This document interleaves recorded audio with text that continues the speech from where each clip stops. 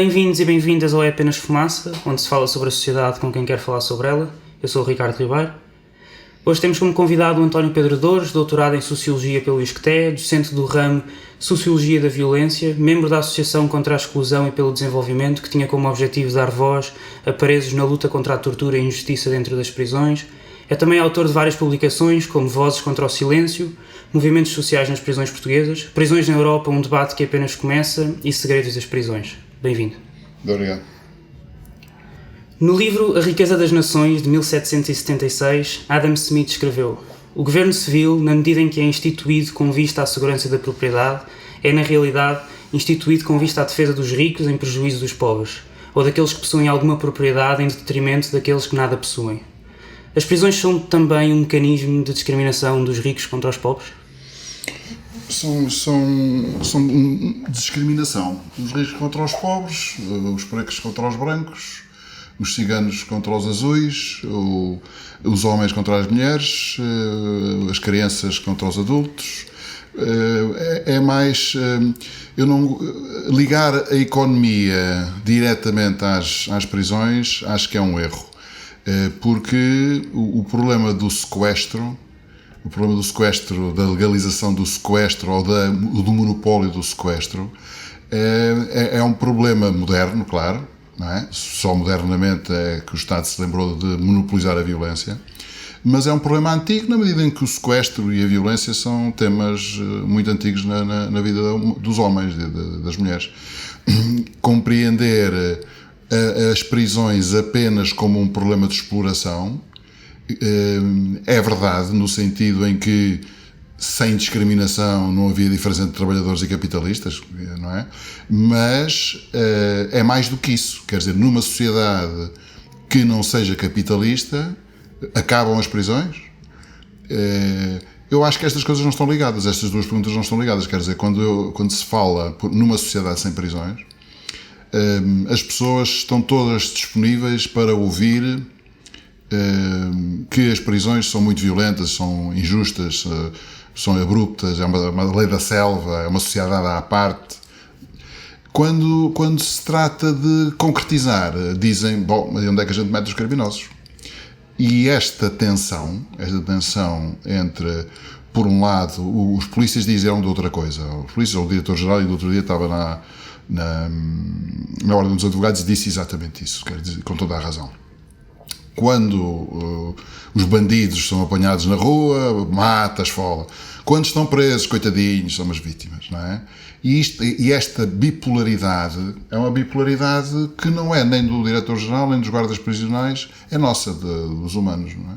E esta bipolaridade tem que se compreender como uma construção social básica na produção das desigualdades, das discriminações e, portanto, também do poder. Mas o poder e as discriminações, eu acho que as discriminações são um bocadinho mais fundo, são um bocadinho mais difíceis de tratar.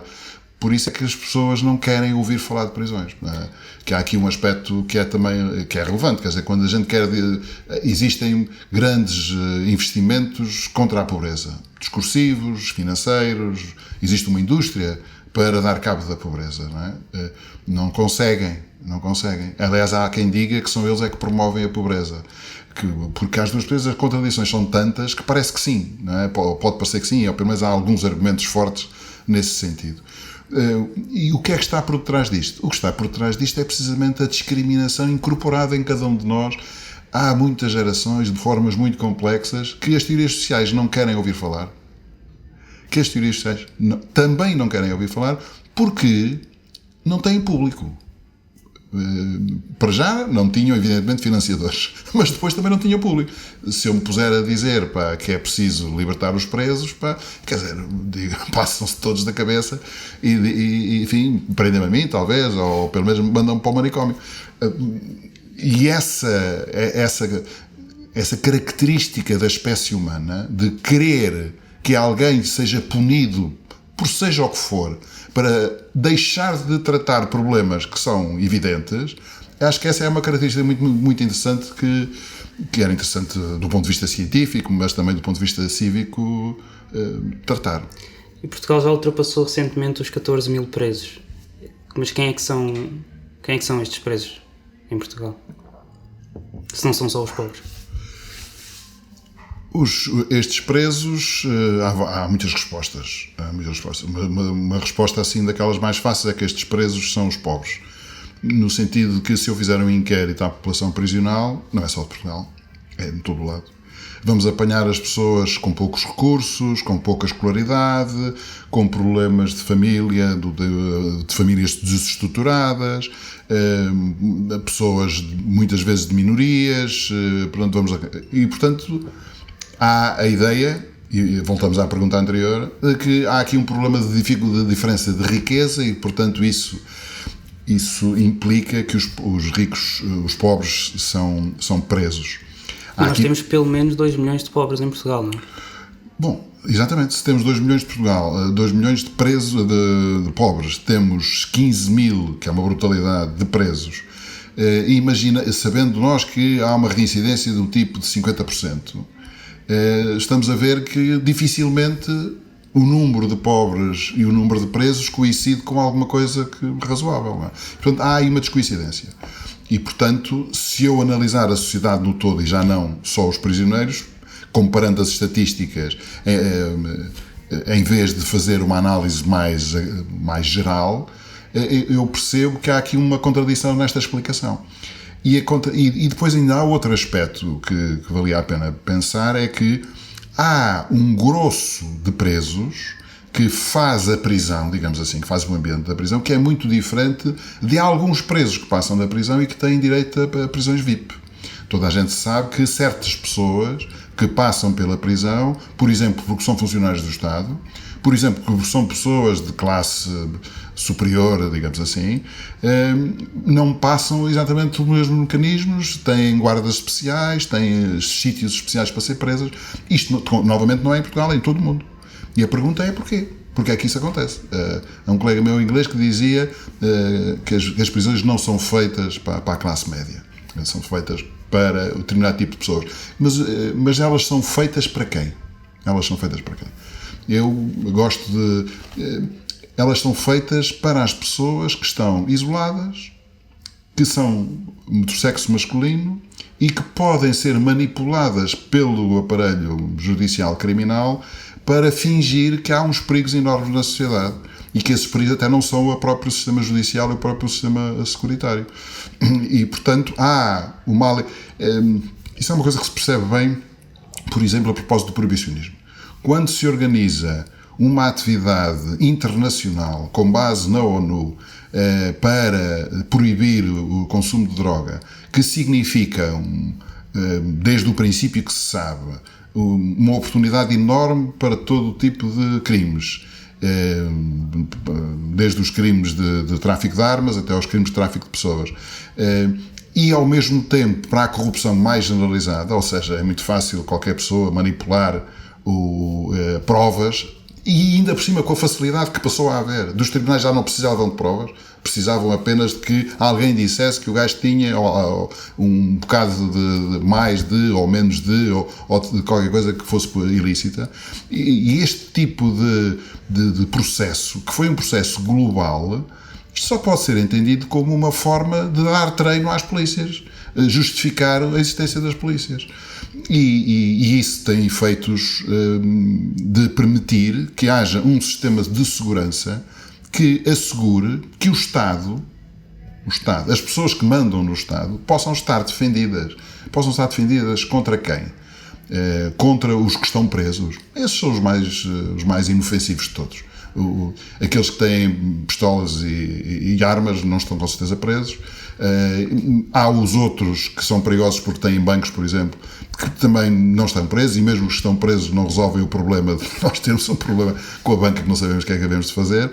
E portanto, a questão aqui é precisamente quem manda nisto e quem tem alguma consciência do resultado negativo que as discriminações têm contra si próprio, organiza-se, portanto, o Estado, nomeadamente os principais representantes do Estado, que por darem a cara, evidentemente, andam sempre cheios de polícias por todos os lados, porque conhecem o risco, evidentemente.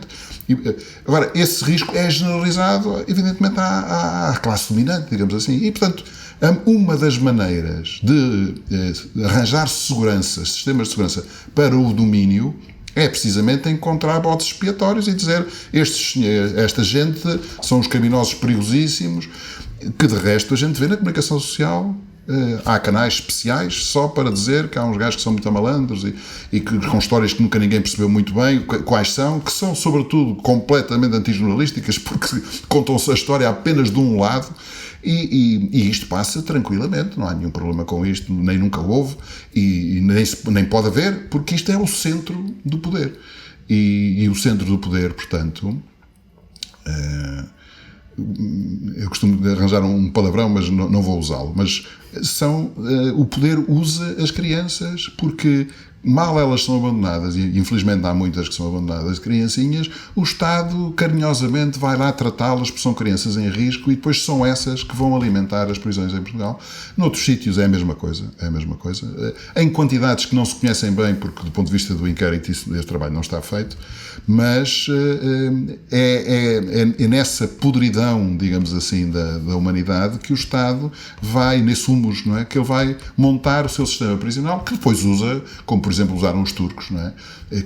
Tinham, não sei como, têm sempre muitos presos, os turcos gostam mais de prisões que nós, e então correram com os perigosíssimos presos que estavam na prisão aos milhares para meter milhares de pessoas que eram contra o senhor Erdogan a seguir ao golpe, e portanto isso é a demonstração mais cabal que eu conheço nos últimos tempos de que de facto as prisões estão ali para servir fins políticos radicais e que temporariamente, enquanto é preciso legitimar o sistema, se encontram pessoas para irem prendendo e para irem usando o mecanismo, para o mecanismo estar oleado, para haver guardas disponíveis e treinados para fazer essas coisas, para que ninguém estranhe quando de repente vai toda a gente para a cadeia, e que não se fala disso.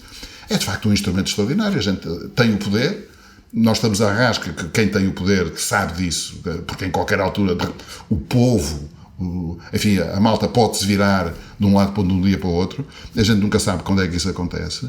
Portanto, o argumento é dizer, não somos nós os perigosos, foram aqueles que fizeram aquilo, olhem para ali e tal, não é? E esse funcionamento pode ser usado até para os próprios inimigos. É uma coisa, de facto, é um instrumento extraordinário, pá. O Carlos Gouveia, que tu e a ACS seguiram durante muito tempo, foi institucionalizado aos 4 anos. É verdade. Depois de ser abandonado pela família. Foi preso aos 16 por uns meses e dentro da prisão foi-lhe aumentada a pena para 12 anos. Hoje continua preso. Achas que é isto a norma e é as crianças que tu dizes que são institucionalizadas e colocadas dentro da prisão? Foi o que ele me disse. E eu tenho feito muitos comentários deste género junto de profissionais, perguntando se isso é verdade, se eles sentem que é assim, e as respostas que tenho tido, por exemplo, da Segurança Social, é que há uma coisa que se chamam os pré-delinquentes, que são crianças que nunca delinquiram, mas que estão identificados como pessoas que vão delinquir. E, portanto, são os pré-delinquentes. E esses pré-delinquentes já se sabe, aos 10 anos, aos 9 anos, que são pessoas cujo trajeto de vida há de passar pela prisão. E isto é um conhecimento generalizado dos técnicos de segurança social, dos técnicos que acompanham as crianças. Toda a gente também tem a ideia de que as crianças irem para instituições é capaz de não ser a melhor coisa do mundo. Só em última instância, embora haja muitas, já houve mais. No final de outubro tínhamos 8.600. E já houve mais. Mas quer dizer, são muitas e é um perigo que isso aconteça. E portanto, há efetivamente um conjunto de processos que têm a ver com o Estado, em que o Estado, para ajudar as pessoas, nomeadamente as crianças em risco, aceita que se possa dizer aquilo que eu estou a dizer, que é, eles estão a alimentá-los, a criar pessoas preparadas para estarem institucionalizadas, porque depois vão à saída, nem sequer sabem o que é que vão de fazer, que é o caso de resto do Carlos Gouveia, quando saiu, ele saiu da instituição onde estava e passado uns meses estava preso, precisamente porque não sabia o que havia de fazer. Ele nunca soube como é que ele de viver, nunca ninguém o ensinou a viver, nunca ninguém conviveu com ele e, portanto, quando ele sai para a sociedade, toda a gente repara Não é preciso eles ter uma orelha cortada ou ter um dedo, como se fazia antes, não ter um dedo ou não ter uma mão para se perceber que há ali uma coisa estranha. O estigma é exatamente o comportamento completamente aleatório daquela pessoa, que depois é conduzida pelo sistema criminal penal, que depois continua a criminalizar a pessoa dentro da própria cadeia, insistindo. No caso dele foi processos em cima de processos. Ele safou-se de muitos. Ele diz-me assim, a história que ele me contou foi que ele se safou de muito, não foi que teve apoio judiciário para resolver os casos. Enfim, mas houve em que ele foi condenado, é o suficiente para ele ficar lá mais uns anos. E o problema dele era como é que há de sair, e o que é que a A7 podia fazer no dia em que ele pudesse sair para ele poder sobreviver, não é? E eu perguntei-lhe se a família, e ele disse, não, a família não é questão. O que ele tinha em mente era um companheiro que tinha passado pela cadeia, que disse que estava em Marbella, enfim, ou não sei, um sítio qualquer desse género, e que estaria disposto a recebê-lo no caso dele sair. Ele ainda não saiu. Mas quando ele sair, o que é que se faz? E, portanto, não é o problema dele, é o problema de muita gente. Por exemplo, quando se está a falar de reincidência no crime, reincidência na prisão, do que é que se está a falar? O que se diz é que as pessoas vão outra vez para o mesmo ambiente. Para o mesmo ambiente do quê? E depois há pessoas que dizem, mas para reinserir é preciso que eles alguma vez tivessem estado inseridos. Estamos a falar do mesmo, não é? Eles de facto nunca estiveram inseridos em nenhuma sociedade, a não ser na sociedade das pessoas que estão institucionalizadas e que eventualmente são abandonadas pelas instituições para depois as retomar mais à frente com... Há uma história completamente esclarecedora a este respeito que se passou no meu edifício, no meu prédio. Era um prédio com 6 apartamentos, 3 andares, e um dos andares vivia uma senhora, enfim, parece que tinha problemas de orientação mental, mas era avó de 2 crianças cujos pais morreram de overdose. E a pessoa vivia ali, enfim, há muitos anos, naturalmente. E as crianças crescem, tem essa coisa que chata, que é de crescem, e ao crescer, tinha um 16 ou 14 e o outro 9 ou uma coisa do género, e começaram a levantar problemas. Por exemplo, faziam fogueiras dentro de casa, iam passear ao telhado à meia-noite. E porquê é que faziam isso? Faziam isso porque, como não havia comida em casa, eles esperavam à meia-noite para que o restaurante ao lado fornecesse a alimentação, depois comiam à meia-noite e depois, claro, tinham que fazer a gestão, iam brincar um bocadinho e tal. Quando eram miúdos ninguém reparou, quando começaram a ser graúdos o prédio ficou um bocado assustado, porque evidentemente são coisas perigosas e que podem dar mau resultado. Entretanto, fomos perguntar o que é que se podia fazer com as crianças. E soubemos que elas estavam identificadas como crianças de risco há 5 ou 6 anos e que não tinha havido possibilidade de fazer rigorosamente coisa nenhuma. E porquê é que não tinha havido possibilidade? Porque os serviços sociais, as condições, na altura, dos serviços sociais eram piores do que a casa da senhora que um bocado destravada da cabeça.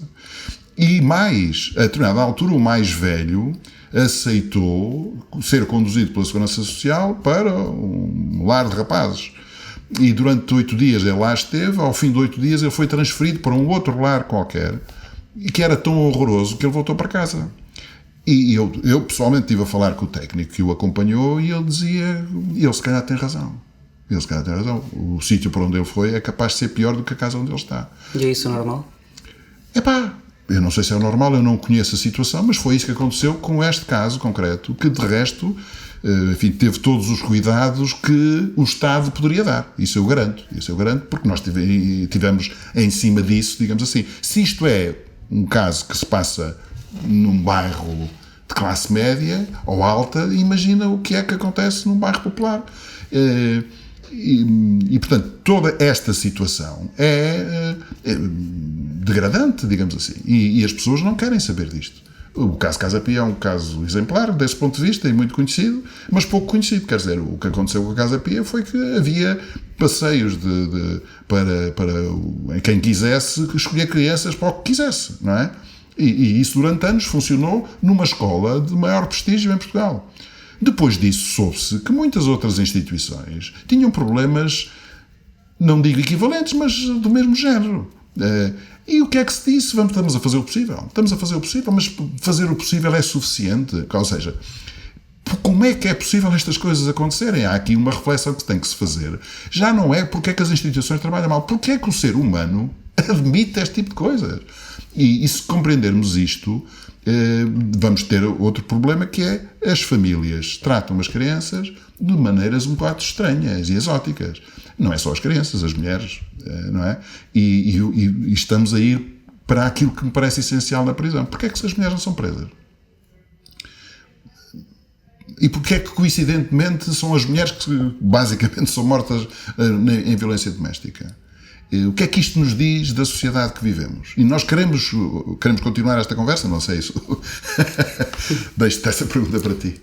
Acho que se calhar vamos continuar. O Carlos Gouveia, em 2011, houve um vídeo que saiu no público.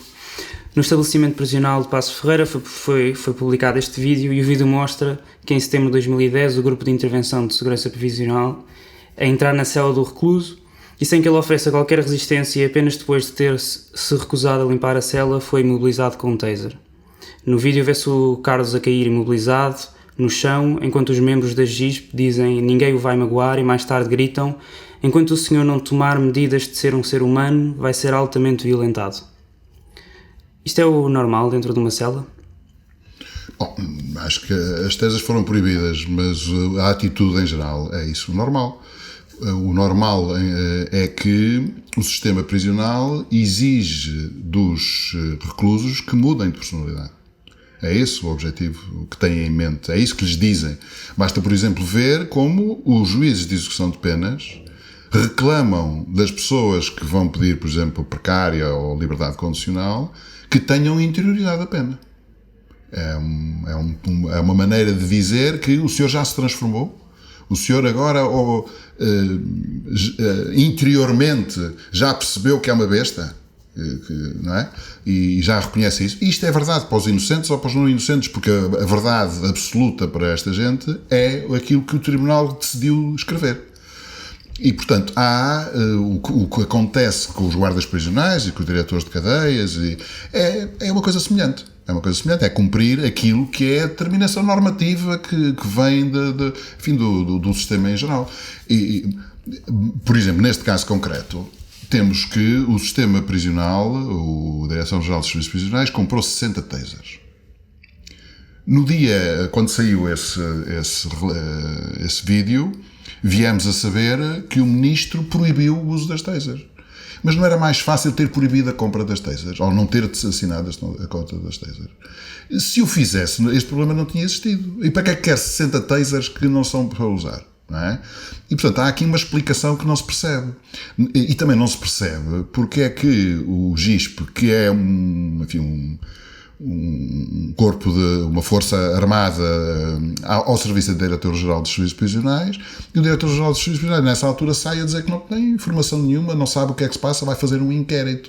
E no inquérito que ele mandou fazer internamente, o relator diz que não pode propor nenhuma medida sancionatória porque quem mandou foi o próprio Diretor-Geral dos Serviços Prisionais, e portanto é ele que decida como quiser. Portanto, estamos a falar de falta de dignidade completamente de uma forma generalizada, não é?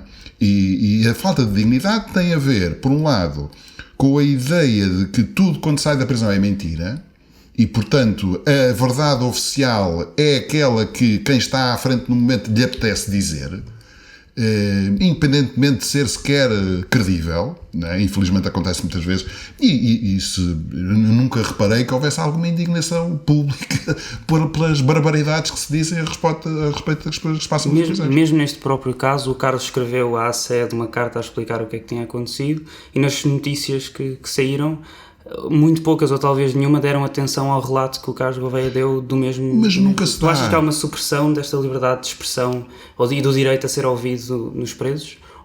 Não é só dos presos, pá. Vamos lá ver. Eu não me lembro de alguma vez ter visto algum relato jornalístico sobre crimes em que vão tentar saber qual é a história do lado do criminoso. Isso às vezes vai lá, às vezes isso acontece, mas 90% das vezes, 95% das vezes isso não acontece. Por simplesmente é o relato da polícia e acabou. Mesmo que seja completamente absurdo. Não é? Estamos a ver, por exemplo, há um Pedro Dias, que anda aí à solta há não sei quanto tempo e tal. Os relatos que vêm são ridículos, e ninguém se importa de ser ridículos, porque acham que falta informação, quer dizer, a polícia não consegue explicar o que é que está a fazer. E as pessoas servem de propaganda. Isto que estou a dizer é uma das funções fundamentais da comunicação social popular, burguesa, no século XIX, o Diário de Notícias, um terço, quando começa o Diário de Notícias, quando começa a haver uma imprensa que não é apenas para os intelectuais, mas é uma imprensa popular, relativamente barata, uma parte importante do jornal, eu creio que um terço, eram notícias da polícia. É uma forma muito prática e barata de produzir notícias, que ainda por cima tem a função de educar as populações, ou seja, de dizer que certo tipo de comportamentos não são legítimos, não são urbanos, e esse tipo de prática continua simplesmente nesta fase da vida de uma maneira muito importante, por exemplo, em Inglaterra ou nos Estados Unidos as televisões, ou no Brasil, não é? As televisões, em grande medida, são notícias de crimes, não é? E a perspectiva dos crimes é a perspectiva do polícia, literalmente, quer dizer, há uma câmara ao lado do polícia. Bom, e de tal maneira que isso tornou shows também aqui na Europa, na televisão portuguesa, etc. Nós assumimos sempre que quem é suspeito é culpado aqui em Portugal? Eu acho que sim, acho que em todo o lado. Enfim, pode ser que eu esteja enganado, mas imagina que estamos os dois aqui a conversar e dizemos que o Sr. António é culpado de ser bandido, não é? Quer dizer, como é que é difícil que o Sr. António, que a gente conhece os dois, mas ele não sabe quem é, que alguma vez escape desta nossa intriga? Agora, quando evidentemente o problema se torna diferente, ou seja, quando a pessoa tem algum prestígio público e tal, a pessoa tende a reagir e tenta argumentar. E aí safa-se por causa disso? Não. Por isso mesmo é que, do ponto de vista do direito, há aquela coisa que se chama a presunção de inocência, que do ponto de vista social é de morrer às gargalhadas, não é? Porque na medida em que a pessoa já foi acusada, a presunção de inocência não resolve coisa em cima nenhuma. Agora, a generalidade das pessoas que são atacadas pelo sistema criminal nem sequer são pessoas conhecidas, são pessoas que não têm importância nenhuma, que são usadas, por exemplo, nas prisões, são usadas todos os anos no verão, há uma revista qualquer que apresenta as caras dos mais perigosos de Portugal. As pessoas não sabem, nem têm possibilidade de reagir, não é? Isso é legítimo. Quer dizer, evidentemente que não, mas qual é o problema? Estamos a usar pessoas. E as pessoas, para reagirem a isso, têm acesso à justiça? Evidentemente que não. Quer dizer, vejam lá as custas judiciais, vejam lá os advogados que estão disponíveis, quer dizer, e portanto, se para alguém que é importante e que tem recursos e que pretende fazer o esforço de reagir contra isto, a situação é dramática, para aqueles que não têm importância nenhuma, nem sequer argumentos judiciais têm, porque o juiz diz, mas você está-se a queixar de quê exatamente, não é? Isso é o processo normal das polícias. Não é? Por exemplo, há um aluno meu uma vez que me convidou para ir a um tribunal para testemunhar, a dizer que ele era meu aluno e que era uma pessoa decente. Estamos a falar de um africano, não é? E então o que aconteceu foi que o juiz estava a ouvir a acusação da polícia, e às 2x3 diz o Ministério Público, o senhor Ministério Público está ao lado do juiz, também vestido de preto, e diz assim, o senhor, isto é uma mentira, ou seja, a acusação do polícia era mentira. E eu fiquei muito contente porque, de facto, a acusação aparentemente estava acabada, mas fiquei um bocado perplexo pelo facto de ninguém, nem o Ministério Público que disse que era mentira, nem o juiz que ouviu, como eu presumo, que tinha sido mentira o testemunho do polícia, tomaram qualquer atitude. E eu perguntei ao advogado de defesa, que não era oficioso, portanto é um advogado de defesa, digamos assim, habituado e com vontade de defender a pessoa, perguntei se aquilo era normal e se ele, como advogado, não achava que tinha alguma coisa a fazer a respeito do perjúrio que o polícia tinha feito. Mas achou que não valia a pena, que era complicado, e além disso depois o juiz ficava mal disposto e pronto, é nisto que a gente vive, ou seja, naturalizou generalizou-se a ideia de que a polícia, perante determinadas pessoas que têm estigmas à partida, sejam porque são pobres, sejam porque a polícia lhes apontou algum defeito, acabar com os processos de acusação, o juiz pode fazer quando aquilo é demasiado ridículo. Mas o processo da polícia de intervir desta maneira, esse está perfeitamente legitimado. O diretor-geral dos Serviços Prisionais, em 1995, Marcos Ferreira, disse que a linha de comando das forças de segurança nas prisões está corroída por máfias. A seguir disto, assumiu que estava a ser ameaçado de morte e pouco tempo depois demitiu-se. O que é que tu achas que ele queria dizer com isto? Isso mesmo, que é o fundamental. Quer dizer, não sei, talvez por ele não estar muito ligado às prisões ou se calhar não ter... Como eu, antes de começar a trabalhar em prisões, também pensava que aquilo era um sítio normal, não é? Finalmente percebi exatamente o que ele dizia, não é? Ou seja, o grande problema das prisões é que ninguém quer saber daquilo, incluindo o Estado, não é? Os governantes, o Parlamento, os deputados, não é? A primeira coisa que dizem quando lhes falam de prisões é que dizem que visitam as prisões. Não é? E, portanto, parece que a partir do momento em que visitam as prisões, o resto já não é problema deles, não é? O Governo, o Ministério da Justiça, nunca sabe o que é que se passa nas prisões. Por exemplo, aquela que estávamos a dizer que o Ministro da Justiça, que proibiu as tasers, não sabia que havia tasers, com certeza, porque já tinha proibido antes, não é? O diretor-geral também não sabia o que é que tinha acontecido. Nunca sabem o que é que tinha. Vão fazer um inquérito. Porquê? Para ver se a malta se distrai, não é? Porque a comunicação social dá notícias quando o cão mordeu o dono, mas depois passou a ser banal e já ninguém tem pachorra para acompanhar aquilo. Estou-me a lembrar de um caso de um rapaz que foi basicamente assassinado no EPL, aqui na penitenciária. A família soube disso porque viu o corpo todo machucado, não é? E filmou o corpo, apresentou-o publicamente. No dia seguinte da apresentação pública na televisão do caso, o Instituto de Medicina Legal faz sair um documento a dizer que era tudo mentira aquilo que a gente tinha visto no filme, não é? E tudo isto passa como se fosse verdade, como se isto fosse credível, como se isso fosse possível. Estamos a falar da morte de alguém, não é? Portanto, as famílias não têm a possibilidade de fazer uma defesa destas. E isto acontece, não é mais do que uma vez. Infelizmente, aconteceu mais do que uma vez que eu tenho conhecimento destas. Mas muitas vezes as pessoas, por simplesmente, não querem saber também do assunto, que é para não se prejudicarem mais do que já estão. Não têm recursos, não têm maneiras de resolver os problemas.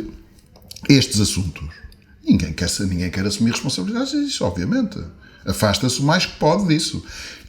O facto da linha de comando estar quebrada é uma estratégia prisional. A mim é isso que me parece, porque eu nunca conheci outra. Eu já estou aqui há 20 anos a olhar para isto, não é? E nunca conheci alguém que assumisse responsabilidades. A responsabilidade é sempre de alguém que nunca está e que nunca esteve. Desde os guardas prisionais que vão de férias, mas depois são encontrados a bater pessoas dentro das cadeias. E que, portanto, se estão de férias não podem ter estado a bater. Até diretores de cadeias que não sabem o que é que acabou de acontecer, diretores gerais que também não sabem. Portanto, tudo isto é uma tentativa, evidentemente, de escapar dos grandes problemas que as prisões têm e que se sabe que têm. Não é? Quer dizer, vamos lá ver, quando agora recentemente, estamos a falar na Ordem dos Advogados, o Diretor-Geral dos Serviços Prisionais vai dizer que não há tortura em Portugal, nas cadeias, não é? Porquê? Porque nenhum juiz decidiu que havia tortura nas cadeias. Eu, por acaso, acho que no caso da Taser houve uma decisão nesse sentido, mas não é esse o problema. É que o argumento de que não há tortura porque o juiz não decidiu tortura diz tudo sobre a vontade de ter uma linha de comando dentro de uma cadeia.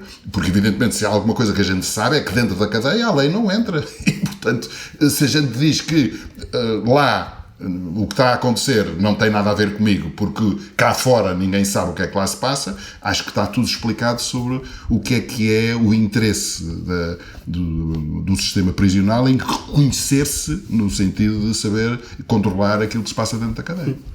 E a ACED fechou a atividade este ano. É verdade. Quem é que continua a trabalhar em prisões e contra a tortura dentro das prisões em Portugal, se não a ACED? E porquê é que há tão pouca gente a falar sobre isto? Isso é uma pergunta muito complicada, pá. É verdade o seguinte, em Espanha existem dezenas de organizações que trabalham contra a tortura nas prisões e fora das prisões, mas sobretudo com advogados, sobretudo com juristas. Em Portugal isso não acontece.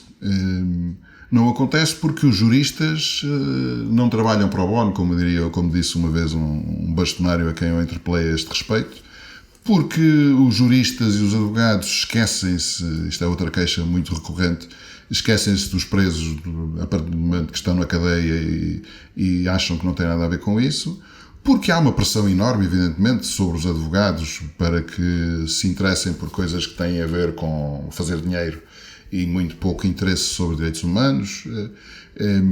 Portanto, há um conjunto de variado. Evidentemente, eu estou aqui a falar mais dos advogados porque há uma diferença importante naquilo que se passa em Espanha em relação a estes temas e à organização de atividades cívicas a respeito disso e aquilo que se passa em Portugal. Evidentemente nem só eu não sou jurista e envolvi-me nisso e portanto qualquer pessoa se pode envolver naturalmente nisso, mas também é verdade que em Portugal, comparando as estatísticas sobre a atividade cívica, em Portugal é muitíssimo menos.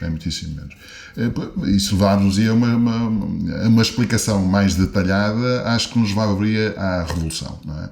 E a Revolução em Portugal, ao contrário de Espanha, onde não houve Revolução, levou-nos a uma situação em que o controle do Estado sobre a população é enorme e eficaz. Ainda outro dia estava a ouvir alguém a dizer na televisão que os partidos são demasiado frágeis para se poderem abrir à população, para se poderem abrir à confusão de ideias que vai por aí para os desejos das pessoas e esse tipo de argumento, no sentido de dizer que a racionalidade significa precisamente esse fechamento dos partidos. Isso não é obrigatoriamente assim, mas foi assim em Portugal e todos os partidos estão nessa postura. E isso tem a ver com o facto de, antes do 25 de Abril, não haver partidos, ou havia enfim, mas não tendo concorrência, era um partido de maneira diferente, e foi preciso construir tudo de novo, praticamente, e essa construção foi feita sobre as brasas de uma revolução, portanto, contra as pessoas que desorganizadamente estavam a tentar orientar alguma vida política. E isso funcionou maravilhosamente. Porque quem vê de fora, uma colega minha americana que dizia: vocês fizeram uma revolução tão bonita, porque de facto foi das últimas grandes revoluções, enfim, que aconteceram, às 2x3 deram um povo conservador e apático. O que é que aconteceu? Portanto, há uma explicação para se dar, é complicada. Nós estamos a chegar ao fim. E este ano a Polícia Judiciária prendeu o inspetor-chefe Ricardo Macedo, que liderava uma das secções da Unidade Nacional de Combate ao Tráfico de Estupefacientes da Polícia Judiciária, e Carlos Dias Santos, ex-coordenador do combate à droga pela Polícia Judiciária também. Segundo o público, os elementos da PJ terão recebido, pelo menos nos últimos 2 anos, milhares de euros de traficantes de droga pelo alegado suborno. Terão travado investigações, ignorando suspeitas que não averiguavam e passado informações sobre investigações em curso. Isto é surpreendente para ti? Não. A esse respeito, conto uma história pessoal. Estávamos na sede, já não me lembro em que ano que isso foi, mas terá sido 2005, talvez, não sei. E há um preso que, através de contacto telefónico, a mim pessoalmente, me diz, com um ar, enfim, uma voz surpreendida, digamos assim, mas foi assim que eu interpretei, que quem mandava no tráfico de droga aqui em Portugal era o próprio chefe do combate à droga na Polícia Judiciária.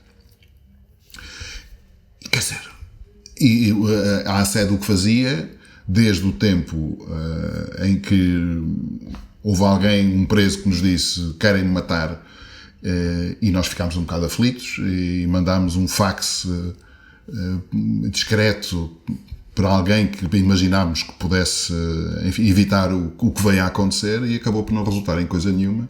A partir desse momento nós decidimos tudo, quando chegasse à sede, a gente, por exemplo, punha público, para não sentir a responsabilidade que sentimos por estar envolvidos nisso.